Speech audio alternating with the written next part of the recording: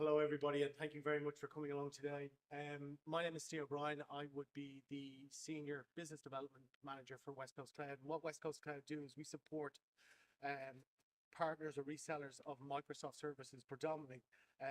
We monthly sell about 15 million licenses. So as you can imagine, we come across a lot of scary and significant security threats in that time. Um, Great to see people here considering security as a core component and a driver for their vision of IT and adopting IT. And nothing helps that even more than government legislation, unfortunately. And that's going to be something that's going to impact businesses of all shapes and sizes, from very small to massive global conglomerates. But just to move this along, the NIS2 directive is EU-led cybersecurity legislation. It's replacing the original NIS directive. It actually came into effect, you'll be shocked to hear, in January of 2023. But according to Dave Keddy, who is the National Security Officer for Microsoft, the ramifications of this will be fully in effect by January 2026. So that will have impacts on C-suite management across the board for most industries as part of the broadening of its scope.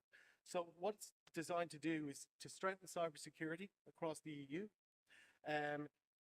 improve resilience of critical sectors, and then also introduce stricter security requirements and enforcement mechanisms.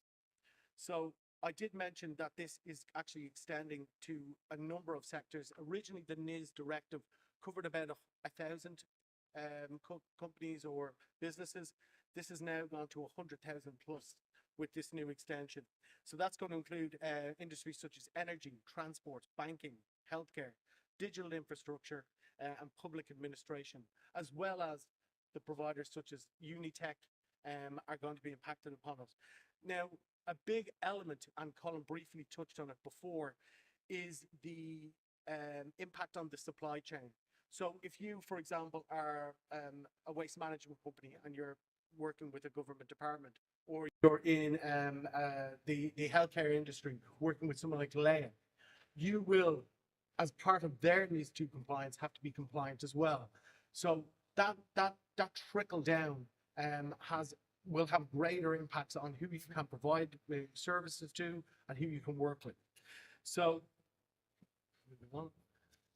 So just key factors to consider: mandatory cybersecurity measures such as risk assessments, incident handling, and then, as I previously mentioned, supply chain security. There is a 24-hour incident response. So if there is something that will be deemed to be a breach, the onus would be on you to report that to not only your provider, Unitech, but also the guys in the corner, and then the management of the incident is equally as important to your response. So this is the big one, and the fact that you're here, I think you guys are more receptive to it. There is now an onus, and there can be financial repercussion to management themselves.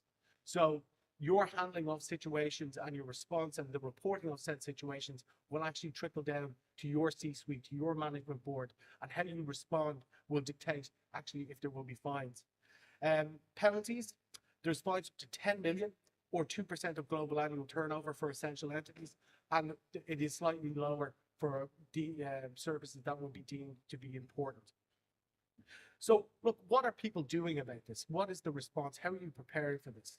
So a big part of my service to the likes of Unitech will be to advise and support through Microsoft services. As I said, we're one of the largest distributors across UK and Ireland.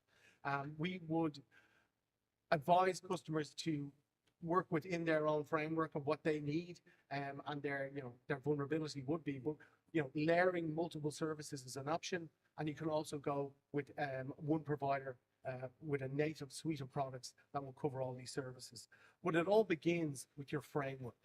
So a prominent framework that people are adopting is zero trust. And what that implies is never trust, always verify. So your MFA approach, role-based access controls, conditional access, allowing people the access to the information that they require to do their job effectively, but for God's like don't leave the door open to let information be leaking from your organization. So as part of this, you can see that you're looking to look after your identities, your endpoints, which will be your devices, your applications, the data, and then your overall infrastructure and network. And then on the back of that, how are you, the use of a SIEM solution like something like Microsoft Sentinel for your incident and response. So there is many ways that you can provide this. So depending on the size of your organization, you can use a multitude of products, and there's excellent products in the room here, vendors here that will be able to talk about specific services. With Microsoft, there is an overall native tool set that you can apply to your business. So for sub 300 businesses, you can offer something like a business premium and then wrap around additional services that will give you incident response, that will give you security and compliance services. So these are the kind of things that you would be looking for, such as Defender for Business, Defender for Office 365, your device management through Microsoft Intune, and then obviously the most important thing, MFA, putting in a robust conditional access policy. So for larger organizations, obviously larger than 300 seats, you'd be looking at something like Microsoft 365 E5. There's been a recent announcement that smaller businesses can now avail of the more automated services brought from an E5 at a lower cost. So what I would recommend is, if you do have any security concerns and you are looking at your roadmap and your product offering, engage with the guys at Unitech. I would be happy to jump on a call or advise or just review anything with you and kind of address any concerns that you do have. So that's pretty much it from me. I won't be here after. Unfortunately, I have to catch a flight. But if there is any requirements that you do have, please just reach out to Unitech guys. I'd be more than happy to jump on a call and support anyway. All right. Thank you for your time.